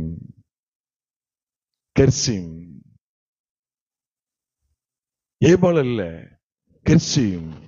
குடும்பத்துல சில சூழ்நிலை வரும்போது சிலர் பாருங்க, நீங்க நல்ல பயங்கரமா கோபப்பட்டு இருப்போம், அடுத்து பார்த்தா நம்ம ஏபால நின்றுகிட்டு இருப்போம் இல்ல, அங்கதான் நிக்கிறோம். அப்பதான் பாக்குறோம், ஐயோ என் பழைய மனுஷன் சாப்பிடையா. ஆமா, அந்த பலிபீடத்துக்குள்ள வந்துட்டா வித்தியாசம் தெரிஞ்சிடும். பலிபீடமாகிய சிலுவை பற்றிய செய்திக்குள்ள வந்துட்டா அந்த வித்தியாசம் தெரிஞ்சிடும். கெர்சிம் வேறு, ஏபால் வேறு. அப்படியே சிலவங்க சொல்லுவாங்க, எனக்கு அப்படி வாயில வருது அப்படின்னு சொல்லி சொல்லுவாங்க. அப்படி மாறி வருது அப்படின்னு சொல்லி, என்ன வருது? சிலவங்க அப்படியே இது கோபத்தை கிளப்பாது அப்படின்னு சொல்லுவாங்க. இல்ல நீ அப்படின்னா நீ வந்து ஏபால் மலைக்குள்ள போற, you are about to enter the mount of Abel. Ebal மலைக்குள்ள போற, எனக்கு கெட்ட கோபம் அடிச்சிருவேன் அப்படின்னு சொல்லுவாங்க. சிலர் அப்படி மாதிரி வருவாங்க. உங்களுக்கு தெரியல, இந்த விவரங்கள் தெரியல. சில நல்ல சண்டை போட்டு ஞாயிற்றுக்கிழமை ஆராதனைக்கு நல்ல சாதாரணமா வந்து நிற்பாங்க, நல்ல பாவம் செஞ்சுட்டு அழகா வந்து நிற்பாங்க. ஏபாலுக்கும் கெர்சிமுக்குள்ள வித்தியாசம் தெரியல. நான் தான் சொல்றேன், நீ அப்படி வித்தியாசம் தெரியல அப்படின்னா நீ பலிபீடத்துக்குள்ளே வரலன்னு சொல்லுவேன். ஏன்னா பலிபீடத்துக்குள்ள வந்துட்டா இத அடுத்தடுத்த காட்சியை காண்பிப்பா. பலிபீடம் கட்டப்பட்டுட்டு அப்படின்னா இருப்பாயுதம் படாத அந்த கற்களால, இருப்பாயுதம் பட்டு கட்டக்கூடாது, அது அசுத்தமான பலிபீடம். அது ஏசாயா 28 அதிகாரத்தை சொல்லப்பட்டிருக்க, பலிபீடம் எல்லாம் அசுத்தமா இருக்குன்னு சொல்றாரு. அந்த அனுபவம் அதெல்லாம் வாந்தி பண்ணிருக்காங்களாம். பலிபீடம் எல்லாம் அசுத்தமா இருக்குதுன்னு சொல்லி ஏசாயா 28 அதிகாரத்துல தானே, 28 அதிகாரத்துல இருக்கு, பலிபீடம் எல்லாம் அசுத்தமா இருக்கு. அப்படிப்பட்டவருடைய வாழ்க்கையில கெர்சிம் ஏபாலாம் தெரியாது. இருப்பாயுதம் படாம இருக்குதுங்களா, பரிசுத்தமான ஜீவித்துக்கு இடம் கொடுத்தவர்கள், கிறிஸ்துவோடு கூட சிலுவையில் அறையப்பட்டுங்கிற அந்த வெளிச்சத்தை பெற்றவர்கள், நிச்சயமா சொல்றேன், கெர்சிம் வேறு ஏபால் வேறுங்கிற அடையாளத்தை கண்டுகொள்வார்கள். அனுதின வாழ்க்கையில கண்டுகொள்ளணும். அனுதினமும் பாருங்க. நம்ம அடிக்கடி சொல்லுவோம், நம்ம இதை கூட தியானிச்சிருக்கோமா இல்லையா? தேவன் வந்து இருண்ட உலகத்துக்குள்ள, பூமியில ஃபுல்லா இருள் இருக்கு, பூமியானது ஒழுங்கின்மையும் வெறுமையுமா இருந்தது. ஆழத்தின் மேல் என்ன இருந்ததா? ஆழத்தின் மேல் என்ன இருந்தது? இருள் இருந்தது. நம்ம அடிக்கடி கூட தியானிச்சிருக்கோம், வேதபாட சத்தியத்திலும் தியானிச்சிருக்கிறோம். அப்போ ஆதியாகமம் 1 அதிகாரம் 3ஆம் வசனம் என்ன சொல்லுது? தேவன் வெளிச்சம் உண்டாக கடவுது என்றார். என்ன உண்டாயிட்டு? வெளிச்சம் உண்டாயிட்டு. இந்த வெளிச்சத்தை ஏதோ இந்த உலகத்துல வந்து வெளிச்சம் நம்ம நினைக்கும். ஆனா புதிய ஏற்பாடு சத்தியத்துல வரும்போது கர்த்தராகிய இயேசு கிறிஸ்துவை பற்றுகிற விசுவாசத்தினால நம்முடைய உள்ளம் பிரகாசிக்கிறத பத்தி பேசுறாரு.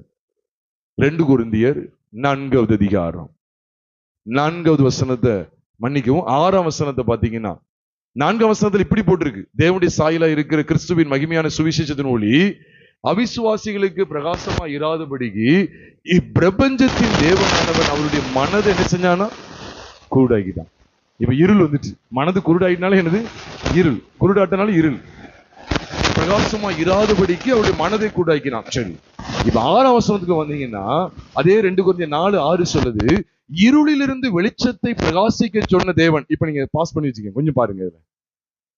இருளிலிருந்து வெளிச்சத்தை பிரகாசிக்க சொன்ன தேவன். அப்ப என்ன சொல்றாரு?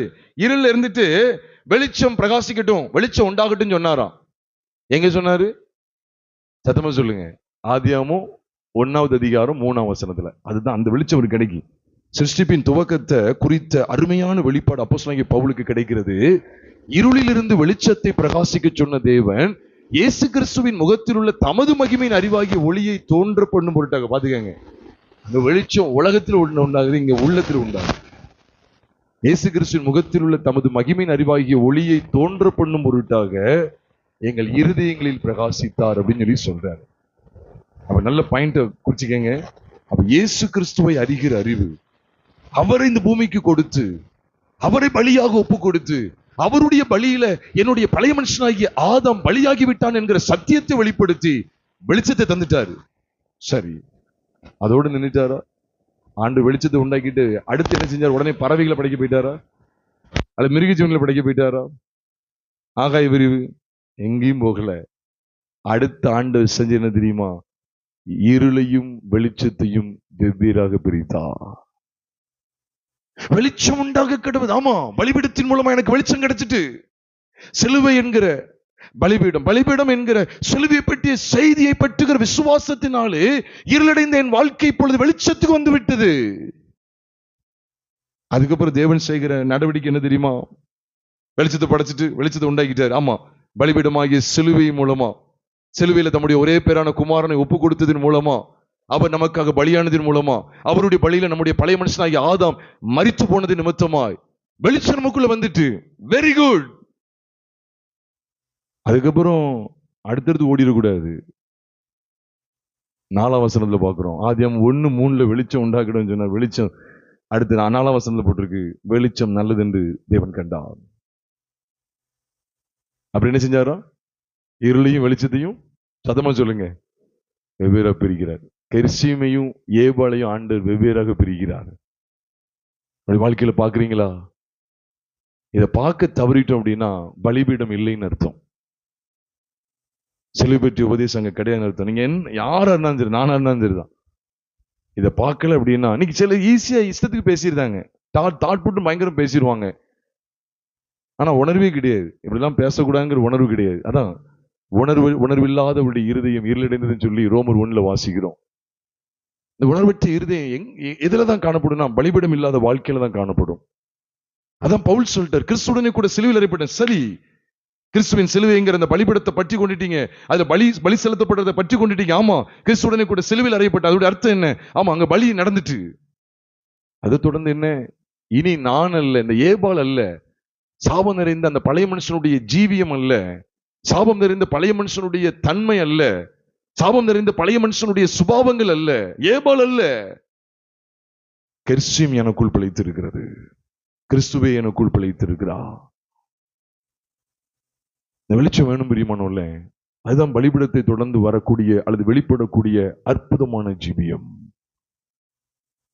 அது இல்லைன்னா, பலிபீடம் இல்லைன்னா இந்த வாழ்க்கை கிடையாது. யாரெல்லாம் இஷ்டத்துக்கு நடக்காங்களோ, அது யார் ஊழியக்காரங்களா இருந்தாலும் சரிதான், அவனுடைய வாழ்க்கையில பலிபீடம் இடம் பெறலன்னு நான் சொல்லுவேன். விசுவாசிக்கணும், என் பாவங்கள் அனைத்தும் பலிபீடமாகிய சிலுவையிலே கிறிஸ்து சிந்தின இரத்தத்தின் மூலமாய் மன்னிக்கப்பட்டது. அதோடு மட்டுமல்ல, என் பாவங்கள் மன்னிக்கப்பட்டது மட்டுமல்ல, என்னை மோசம் நோக்கி கொண்டிருந்த கெட்டு போகிற அந்த பழைய மனுஷனும் சிலுவையிலே களைந்து போடப்பட்டு விட்டான். என்னுடைய பிரதிபலிப்பு என்ன தெரியுமா? கெர்சீம் வேற, ஏபால் வேற நினைக்கிறேன். நிறைய பேர் பாருங்க, லிப்ஸ்டிக் போட்டுட்டு சர்ச்சுக்கு போறான் பாருங்க. அறிவு பார்த்தீங்களா? புத்தீனம். சில இடத்துல பார்த்தா பேண்ட் ஷர்ட் போட்டு தான் பிள்ளைங்க அங்கேயும் போறாங்க. நான் நினைப்பேன், சில இடத்துல பார்ப்பேன், ஏன்னா நம்ம சர்ச்சுக்கு அங்கே உள்ள வரவே முடியாது. வந்தாங்கன்னா அதுதான் உங்களுக்கு லாஸ்ட். ஒன்று வேற ட்ரெஸ்ஸோட அடுத்த வரணும், எல்லாம் அவங்க அதான் லாஸ்ட். அவங்களுக்கு அதே ட்ரெஸ்ஸோட திரும்பி ரிப்பீட் ஆகவே முடியாது. ரிப்பெண்ட் ஆகலைன்னா இப்போ நீ ரிப்பீட் தான் பண்ணுவேன். அதோட நீங்க வரவே முடியாது. அந்த அலங்கோலமான ஆடை நீ ஒன்று அடுத்த வாரம் நீ மாத்திட்டு வந்துடணும், இல்லைன்னா நீங்க அதுக்கு அடுத்த வாரம் இங்க வர முடியாது. உனக்கு அலவுட் கிடையாது. நீயும் கெட்டு மற்றவர்களை இடறதுக்கு எதுவாக கெட்டு போக பண்ணுவதற்கா? ஈஸியா சாதாரண ஒண்ணும் தெரியல. லிப்ஸ்டிக்ல என்ன இருக்கு? கண்மை போடுறதுல என்ன இருக்கு? கண்ணுக்கு மையிட்டு சிங்காரித்து இந்த இயேசபேலுடைய ஆவி நம்மள நீட்டாக்குறதுல தவறு கிடையாது. அதுக்காக குளிக்காம கொய்யாம அப்படி முடியலாம் ஒரு மாதிரி பறக்க போட்டு அப்படியே அழுக்கு ட்ரெஸ்ஸோடு அப்படியே எந்திரிச்சு அப்படியே வந்துட்டு இன்னும் தாழ்மையா இருக்கும்ல, அப்படி செய்யலாமா? அப்படி செய்யல சொல்ல. இதை குளிச்சு வாங்கி நீட்டா இருக்கல தவறு கிடையாது. ஆனா மற்றவங்களை கவரக்கூடிய விதத்துல அதான் இன்னைக்கு வித்தியாசம் தெரிய மாட்டேங்குது. ஒரு சகோதரி என்ன சொல்லி வருத்தப்படுறாங்க. ஒரு ஆவிக்குரிய சபஞ்சொல்லி போய்கிட்டு இருக்காங்க. சொல்றாங்க, ஒரு பிள்ளைலாம் ஃப்ரீ ஹேர் அப்படி அப்படி வீசிட்டு போறாங்க. உடனே அவரை கூப்பிட்டு கேட்டேன், என்னமா இது பேண்ட் போட்டு வந்திருக்க, இப்படி முடிய விரிச்சு போட்டு இப்படி ஆடுங்க. இப்ப ஃபேஷன், எங்களுக்கு ஸ்டைல் சொல்லி ஜெயிலுக்கு போயிடாத. சத்துரு இன்னைக்கு அநேகரை வஞ்சிச்சிருக்கிறான். ஏபால் எதுன்னு தெரிய மாட்டேங்குது. கெர்சீம்ங்கிற பார்வை இன்னைக்கு தெரியல. ஏன்னா அந்த பலிபீடத்தை குறித்த சத்தியம் தெரியல. கிறிஸ்து உனக்காக பலியாயிருக்கிறார். கிறிஸ்து உன்னையும் என்னையும் மீட்டுக் கொள்ளும்படிக்கு தம்மையே பலியாக்கி இருக்கிறார். சத்தியத்தினுடைய பலிபீடத்தை குறித்த மேன்மை, அதுல செலுத்தப்பட்ட பலிகளுடைய மேன்மையை கொஞ்சமாவது நீ பார்த்தா உனக்கு கெர்சீமை குறித்தும் ஏபால குறித்தும் வெளிப்பாடு தெரியும். இல்லைன்னா நீ லெக்கின்ஸோட தான் நீ அங்க உள்ள போவ. எங்க? ஆடம்பர சபைக்குள்ள போவ. அதே மாதிரி ஞாபகிக்க, அதே போலதான் நீ அங்கே ஆடம்பரம் நிறைந்த நரகத்துக்குள்ளேயும் போவாய். சொல்ல முடியாது. உன் போதகன் உன்னோடு கூட வரலாம். உன்னுடைய ஆடம்பர வாழ்க்கையை கண்டிக்காத போதகன். அதனாலதான் கண்டிக்கிறோம். எதுக்கு? வாரந்தோறும் செய்தியில ஏன் ஏபால கடிந்து கொள்றோம்? ஏபால் நமக்குரியது அல்ல. நீங்க இப்படி குழப்ப கூடாது. அப்ப ஏபால் மலையில தானே நீங்க பலிபீடம் வந்து சொன்னீங்க, பாத்தீங்களா பாத்தீங்களா அப்படி சொல்லக்கூடாது. ஆமா, சபிக்கப்பட்ட ஏபால் தான். இப்ப கரிசிமா மாத்திட்டாரு. அந்த வெளிச்சத்துக்குள்ள வரணும். இதுல பலிபீடம் வந்தது நிமித்தமா ஆசீர்வாதத்துக்குள்ள வந்திருக்கிறேன், ரட்சிக்கப்பட்டிருக்கிறேன், புதிய மனுஷனாய் மாறி இருக்கிறேன், பழைய வாழ்க்கை எல்லாம் கலைந்து போட்டு விட்டேன். அதனாலதான் ஆண்டவர் பலிபீடத்தை, இஸ்ரவேல் ஜனங்கள் அனைவரும் பலிபீடத்தை, யோசுவா உட்பட அத்தனை பேரும் பலிபீடத்தை பார்க்கணும் அப்படிங்கிற அந்த சத்தியத்தை காண்பித்து கொடுக்கிறது மட்டுமல்ல, பலிகளை பார்க்கணும் அப்படிங்கிற அந்த சத்தியத்தை காண்பித்து கொடுப்பது மட்டுமல்ல, அதை தொடர்ந்து ஜனங்களுக்குள்ளே பிரதிபலிக்கக்கூடிய, ஜனங்கள் நிலைநிறுத்தப்படக்கூடிய ஏபாலா கரிசிமாங்கிறதை அவங்க தீர்மானிக்கக்கூடிய இடத்துக்கு அவங்க கொண்டு வந்தா ஜனங்களை தேவன் கொண்டு வராரு பாருங்க. அதனாலதான் அங்க எங்க சொல்லப்பட்ட வார்த்தைகள் இங்க யோசுவா 8வது அதிகாரத்தில் நிறைவேறுதுன்னு சொன்னா, உபாகமம் 27வது அதிகாரத்தின் துவக்கத்தில் சொல்லதுதான் நிறைவேறுது. அங்கேயும் ஏபாலையும் கரிசிமையும் குறித்து சொல்லிட்டு, உங்களுக்கு தெரியுமா 28வது அதிகாரம் உங்களுக்கு தெரியுதா? வாசிக்க முடியாது, பயங்கரமா இருக்கும். முதல் 14 வரைக்கும் ஒன்றும் பிரச்சனை இல்லை. உபாகமம் 28வது அதிகாரம் முதல் 14 வரைக்கும் என்ன இல்லை, ஒன்றும் தெரியல. அப்படி உனக்கு ஆசீர்வாதம், வருகில் ஆசீர்வாதம், போகில் ஆசீர்வாதம், வாழகம் தலைவன் எல்லாம் ஆசீர்வாதம் வருது. ஆனா 14க்கு மேல வாஸ்தா அப்பா தாங்கவே முடியாது. அப்ப உங்களுக்கு புரியுதா? பலிபீடம் இருப்பாயுதம் படாத கற்களால பலிபீடம் கட்டப்பட்டு அதுல பலிகள் செலுத்தப்பட்டது உண்மை என்றால், கிறிஸ்துவோடு கூட நான் என்னுடைய பழைய மனுஷனுடைய சாயலை களைந்து போட்டது மெய் என்றால், என்னுடைய ஒட்டுமொத்த பாவ வாழ்க்கையும் களைந்தெறியப்பட்டது மெய் என்றால், எனக்குள்ளே கரிசிமை குறித்தும் ஏபால குறித்தும் வெளிப்பாடு கிடைக்கும். உலகம் வேறு, தேவனுடைய சாயல் வேறு, பாவம் வேறு, பரிசுத்தம் வேறு. ஆண்டவர் ஏன் எசேக்கியேல் தீர்க்கதரிசியை கொண்டு எசேக்கியேல் நாட்களில் வாழ்ந்த ஆசாரிகளை வன்மையா ஏன் கண்டித்து உணர்த்தினார் தெரியுமா? நீங்க வீட்டுல போய் வாசிச்சு பாருங்க. எசேக்கியேல் 22வது அதிகாரத்துல அவங்க எதை காமிக்க மறந்தாங்க தெரியுமா? பரிசுத்தத்திற்கும் பரிசுத்தம் இல்லாததற்குள்ள வித்தியாசத்தை காண்பியாமலும், அசுத்தத்திற்கும் அசுத்தம் இல்லாததற்கும் உள்ள வித்தியாசத்தை காண்பியாதபடியினாலே அவர் எனக்கு துரோகம் செய்தார்கள் சொல்லி எசேக்கியேல் 22வது அதிகாரத்தில் தேவன் பேசினா. உங்களுடைய ஞாபகப்படுத்துறதுக்காக சொல்லுகிறேன். எசேக்கியேல் 22வது அதிகாரம் 26வது வசனத்தை நீங்க பாத்தீங்க அப்படின்னு சொன்னா, அதன் ஆசாரியர்கள் என் வேதத்துக்கு அநியாயம் செய்து என் பரிசுத்த வஸ்துக்களை பரிசுத்த குலைச்சலாக்குகிறார்கள். அப்படின்னு உங்களுக்கு புரியுதா? கரிசிமை ஏபாலையும் ஒன்னா சேர்த்துருவாங்க. பரிசுத்த வஸ்துக்கள் அப்படின்னு சொல்லும்போது இங்க கரிசிமுக்கு அடையாளம், பரிசுத்த குலைச்சலாக்குறது ஏபாலுக்கு அடையாளம். ரெண்டையும் கலந்துருவாங்க. நீ எப்படினாலும் வாழலாம், ஒன்றும் பிரச்சனை இல்லை. பைபிள் எடுத்து வாசி ஜோமன்னு நீ மற்றபடி மனம் போன போக்கில் போகலாம். சர்ச்சுக்கு வந்து காணிக்க கொடு, எப்படினாலும் இருக்கலாம். கரிசிமும் ஏபாலும் வித்தியாசம் தெரியாது, எல்லாம் ஒன்றட கலந்துரும். நான் சொல்ல உண்மையிலேயே பலிபீடத்துக்கு வந்துட்டோம்னா பாதி பேர் இங்க நிப்பாட்டி காமிப்பார், பாதி பேர் அங்க நிப்பாட்டி காமிக்கிறார். கரிசிம் வேறு, ஏபால் வேறு. நீ எதை தெரிந்து கொள்ள போகிறாய்? Either must be chosen. Either must be chosen. Mount of Gerizim or Mount of Ebal. எங்க பாருங்க, எசேக்கியேல் 22 சொல்றாரு, என் பரிசுத்த வஸ்துக்களை பரிசுத்த குலைச்சலாக்குகிறார்கள். எப்படி பாருங்க, பரிசுத்தம் உள்ளதற்கும் பரிசுத்தம் இல்லாததற்கும் வித்தியாசம் பண்ணாமலும், அசுத்தம் உள்ளதற்கும் அசுத்தம் இல்லாததற்கும் உண்டான வேற்றுமையை காண்பியாமலும் இருந்து என் ஓய்வு நாட்களுக்கு தங்கள் கண்களை மூடிக்கொள்ளுகிறார்கள். அவர்கள் நடுவிலே நான் கன ஈனம் பண்ணப்படுகிறேன். எவ்வளவு பயங்கரம்! அவங்களுக்கு குறித்து சொல்றாரு, இவங்கெல்லாம் ஓநாய்கள் போல இருக்கிறான்னு சொல்லி சொல்றாரு. பிரபு, இவங்க பிரபுக்கள் எப்படி இருக்காங்களா? இறைக்கப்புகிற ஓநாய்கள் போல இருக்கிறாங்களா? பிரியமானவர்களே, எதுலதான் அவருக்கு விரோதமா நடக்காங்கன்னா, பரிசுத்தம் உள்ளதற்கும் பரிசுத்தம் இல்லாததற்கும் வித்தியாசம் காமிக்க மாட்டேங்காங்க. அசுத்தம் உள்ளதற்கும் அசுத்தம் இல்லாததற்கும் உண்டான வேற்றுமை என்ன செய்யல, காண்பிக்கல. ஆனா யோசுவா மூலமா, மோசே மூலமா ஆண்டு வேற்றுமையை காமிச்சார். எப்பா, சாபம் கூறப்படுற ஒரு மலை என்னன்னா ஏபால், ஆசீர்வாதம் கூறப்படுற மலை வந்து கரிசிம். எதை தொடர்ந்து வருது? இதுதான் இப்போ, இதுதான் வந்து கிளைமேக்ஸே. இதுதான் the theme of the message. இதுதான் ஏன் முடிவு, கிளைமேக்ஸ் ஆஃப் த மெசேஜ் இதுதான். எதை தொடர்ந்து எதை தொடர்ந்து எதை தொடர்ந்து? ஆல்டர், பலிபீடம், சிலுவையை தொடர்ந்து. ஆனா சிலுவை பற்றி உபதேசம் நான் தெரிஞ்சுக்கிட்டேன், சிலுவை பற்றி உபதேசம் நான் கற்றுக்கொண்டேன், எனக்கு அது தெரியும். பழைய மனுஷன் அங்க சாகுறான், கிறிஸ்துவோடு கூட புதிய மனுஷனுடைய சாயல் பிழைத்திருக்கு, எல்லாம் அறிஞ்சுக்கிட்டேன். இது இல்ல, அந்த அறிவு எதுல ரிஃப்ளெக்ஷன் ஆகுது அப்படின்னு கேட்டா, எனது ஞாயிற்றுக்கிழமை நீ ஆண்டவருடைய ஆறாத நேரத்தை நீ அசட்டை பண்ணக்கூடாதுங்கிற அந்த உணர்வு வரணும். ஏபால் வேறு கெர்சிம் வேறுங்கிற உணர்வு உனக்கு வேணும். நல்ல கடையை திறந்து வச்சுட்டு உட்கார்ந்து இருப்பாங்க, ஆண்டவருடைய சமூகத்தை ஒண்ணுமே கிடையாது. அது ஒண்ணுமே இல்லை. ஏன்னா உங்க வாழ்க்கையில கரிசிமுக்கு ஏபாளுக்குள்ள வேறுபாடு கிடையாது. எதுக்கு? சத்தமா சொல்லுங்க. ஏன்? பலிபீடம் கிடையாது. பலிபீடம் இருந்தா தானே. ஒப்பு கொடுத்தல் தான் பலிபீடம். பலிபீடம் எது சொல்றேன்? அர்ப்பணிப்பு, முழுமையான ஒப்பு கொடுத்தல். பழைய மனுஷன் கலைந்து போடப்படுகிற இடம்.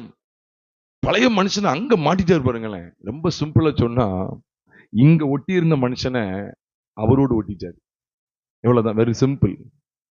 பிறக்கிறதுல இருந்து நம்ம கூடவே ஒட்டிக்கிட்டு கிடந்த மனுஷனை, பிறக்கும் போது வளரும் போது நம்ம கிட்டயே ஒட்டிக்கிட்டு இருந்த அந்த மனுஷனை சிலுவையில் அவரோடு ஒட்டிக்கிட்டாரு,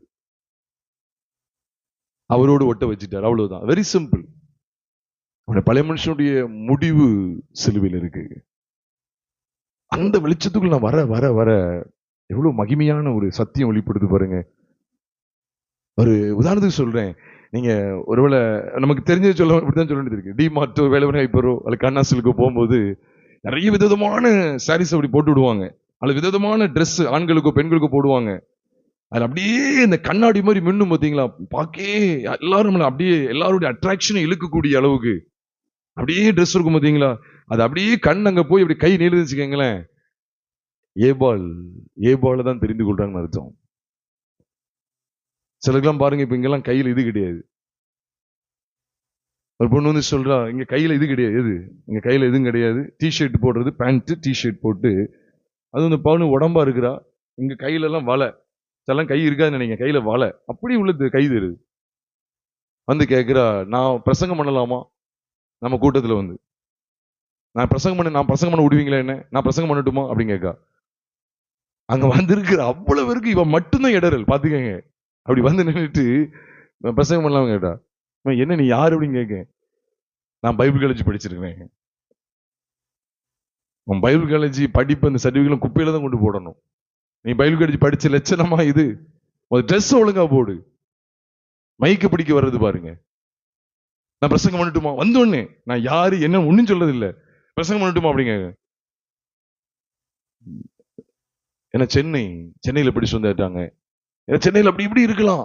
ஏபால் கரிசிம்லாம் உண்மையிலே சொல்ல, சென்னைக்கெல்லாம் போய் பாருங்க, ஏபால் கரிசிம்லாம் தெரியாது. எதுன்னு யாருக்கும் தெரியாது. என்ன ஏபால் கரிசிம் ஒன்னும் தெரியாது. இஷ்ட போல மனம் போல வாழ்ந்துட்டு இருக்காங்க. ஆனா கையில பைபிள் வச்சுக்கிட்டு பைபிள் வாசிக்கிட்டு அந்த ஆளை ஓடிக்கிட்டு இருக்காங்க. ஏன் தெரியுமா? பலிபீடத்தை குறித்த செய்தி கிடையாது. ஏன் திரும்ப திரும்ப அழுத்தம் கொடுக்கிறோம்? ஏன் அந்த ரட்சிக்கப்பட்ட அனுபவத்தை சொல்றோம்? கர்த்தருடைய பாவங்கள் எல்லாம் சிலுவையில பரிகரித்து விட்டார், சிலுவையில நிவர்த்தி ஆக்கிட்டாருங்கிற சத்தியத்தை மீண்டும் மீண்டும் ஏன் சொல்றோம்? பாவம் அனைத்தும் தொலைக்கப்படுற இடம். பாவம் இல்லாத வாழ்க்கை வாழலாம். ஏன் பழைய மனுஷன் சிலுவையில் அறையப்பட்டான்ங்கிற சத்தியம் காண்பிக்கப்படுது. ரோமர் 6:6 சொல்லுது, நாம் இனி பாவத்துக்குள்ளேயும் செய்யாதபடிக்கு. இனி நான் பாவத்துக்குள்ளேயும் செய்யக்கூடாதுன்னா, இனி பாவத்தை நான் சேவிக்கவே கூடாது அப்படின்னா, நான் எந்த சத்தியத்துல வரணும்? என்னுடைய பழைய மனுஷன் அவரோட கூட சிலுவையில் அறையப்பட்டது என்று அறிந்திருக்க வேண்டும். அப்பதான் ஏபால் தெரிய வரவே வராது. அன்றாட வாழ்க்கையில பாருங்க, ஏபால் வெளிப்படுதா இல்ல கெர்சிம் வெளிப்படுதான்னு பார்த்துட்டே இருங்க. யார்ட்டையாவது பேசும்போது, யார்ட்டையாவது பழகும்போது, ஒரு கடையில போய் ஏதாவது பொருள் எடுக்கும்போது, அங்க ஏபால் மலையில நீங்க நிக்கிறீங்க, திரும்பி பாருங்க. அப்பப்போ செக் பண்ணிக்க வேண்டியது இருக்கு. நான் எங்க நிக்கிறேன்னா கண்ணாசிலுக்குல நிக்கல, ஏபால் மலையில திரும்பி நிற்பேன். ஏன்னா நீங்க அதை எடுத்து போடுங்க, அது கொஞ்சம் டிரான்ஸ்பரண்டா இருக்கு. டிரான்ஸ்பரண்டா இருந்தா நல்லா இருக்கும், யாரும் மற்றவங்க எல்லாம் அப்படி சுண்டி இழுக்கக்கூடிய ஒரு மோர் அட்ராக்டிவா இருக்குமே, அந்த மாதிரி எடுப்போம்னு நினைச்சு பாத்தீங்க வச்சுக்கோங்களேன். கீழே பாத்தீங்கன்னா நீங்க அந்த ஃப்ளோர்ல இல்ல, you are standing on the mount of Abel. Ebal மலையில தான் நின்றுட்டு இருக்கீங்கன்னு அர்த்தம். இல்ல கண்ணாசிலுக்குல நிக்க, இல்ல டிமார்ட்ல இல்ல, நீங்க ஏபால் மலையில நிக்கீங்க. ஆனா நீங்க அதுவே தெரியல. இஷ்டம் போல ஒரு வாழ்க்கை. அது சொல்றியா, நகலாம் போடலையா, 2 வாலிப பிள்ளைங்க அவ்வளவு இதா இருக்காங்க, உடம்பா இருக்காங்க. பேங்கு போயிருக்கேன், குனிஞ்சு கிடந்து என்னத்தையும் எழுதிட்டு இருக்காங்க, பேண்ட் டிஷர்ட், அசிங்கன்னு அவ்வளவு அசிங்கம். குனிஞ்ச ட்ரெஸ் எல்லாம் எல்லாமே ஹிப் எல்லாமே தெரியுது அப்படின்னு சொல்றாங்க. அவ்வளவு கேவலம். நீ நகையை கழுத்தி ஒரு பிரயோஜனம் கிடையாது. இன்னைக்கு ஏபல் மலையில தான் நீ இருக்கிற. உனக்கு கொஞ்சமாவது உணர்வு இருக்குதா? உன்னை ஒருத்தவங்க பார்ப்பாங்களே, எப்படி எப்படி ட்ரெஸ் உடுத்தணும், எப்படி ஒரு இடத்துல பேசணும். நீ நிறைய கிறிஸ்தவங்களை பாருங்க, கெட்ட வார்த்தை போட்டுக்கிட்டு இருக்காங்க, ஏசுறாங்க. அவங்களுக்கு தெரியவே இல்லை. அது மாதிரி சொல்லிக்கிறாங்க, நான் சர்ச்சுக்கு போயிட்டு வந்து பாத்துக்கிறேன், உன்னை என்ன செய்யணும் பாரு அப்படி சொல்லிட்டு போயிருது. இப்ப டைமுக்கு 6 நேரம் ஆயிட்டு பாத்துட்டு இருக்கேன், உன்னை வெளுத்துரும் பாத்துக்க. யாரு கணவனை காலையில எழுந்திரிச்சிட்டு காபி போடு, இட்லி ரெடி பண்ணுன்னு சொல்லிட்டு, நானே 6 லேட் ஆயிட்டு இருக்கேன், மண்டே உடைச்சிரும் பாத்துக்க, கையில பயில் வச்சிருக்கேன்னு பாத்துட்டு இருக்கேன். நம்ம சர்ச்சுக்கு போயிட்டு வந்தோம், என்ன செய்யணும் பாரு, இப்படி போயிருது. இப்படி இது பாருங்க, இது என்னத்தை சொல்ல. அங்க நானே முதல் பகுதியில போகணும்னு நினைச்சிருக்கேன், அங்க ஆவியில நிறைஞ்சு புதுச்சிட்டு இருப்பாங்க. இப்ப போகும்போது அங்க ஆவியில் நிறைய பகுதி போயிருக்கும். அது ஆவியில் நிறைய பாதிக்கு நான் பாதியில போய் சேர்ந்தா என்ன கதை? டைம் ஆயிட்டு இருக்கு, நீ வேற இப்ப இப்படி வந்து டீயை போட்டுதா அப்படின்னு சொல்லிட்டு, ஞாயிற்றுக்கிழமை ஆனா உடனே சாத்தம் உள்ள வந்துருவானே அப்படின்னு சொல்றது. ஐயோ பாவம், சாத்தா அங்கேயா இல்ல இங்கேன்னு தெரியல. சாட்சியற்ற வாழ்க்கை. ஆனா உணர்வே இல்லை பாருங்க. ஏபாலையும் கரிசிமையும் குறித்து உணர்வே கிடையாது. இதெல்லாம் பரிசுத்தம், இதெல்லாம் அசுத்தம், இதெல்லாம் ஆசீர்வதிக்கப்படுவதற்கு ஏதுவானவைகள், இதெல்லாம் ஆசீர்வாதம் நிறைஞ்சிருக்கிறது, இதெல்லாம் சாபத்துக்குரியதுங்கிற அந்த உணர்வே இல்லை. ஏன்னா தங்க பழைய மனுஷன் அவரோடு சிலுவையில மாண்டு போயிட்டாங்கிற சத்தியத்தை உணர்வு இல்லை. அர்ப்பணம் செய்வோமா இருக்க இடத்துல அன்று இருப்பாயுதப்படாத முழு கற்களாலே கட்டப்பட வேண்டிய பலிபீடத்தை குறித்து பேசியிருக்கிறீர். அப்படிப்பட்ட பலிபீடம் எங்களுடைய சொந்த கிரியைகள் எதுவுமே இங்க கிடையாது. ஒளி இட்டோம் அப்படின்னா அவ்வளவுதான்.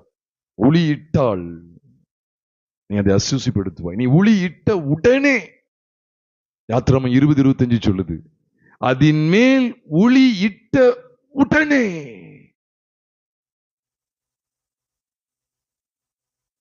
அதை அசூசிப்படுத்துவாய். கொஞ்ச நேரம் பட்டா மட்டும் இல்ல, அது பட்டுட்டுன்னு அவ்வளவுதான். ஒரு அடி லைசா அப்படி பட்டாலே போதும். தேவன் எவ்வளவு கவனமா இருக்கிறார் பாருங்க.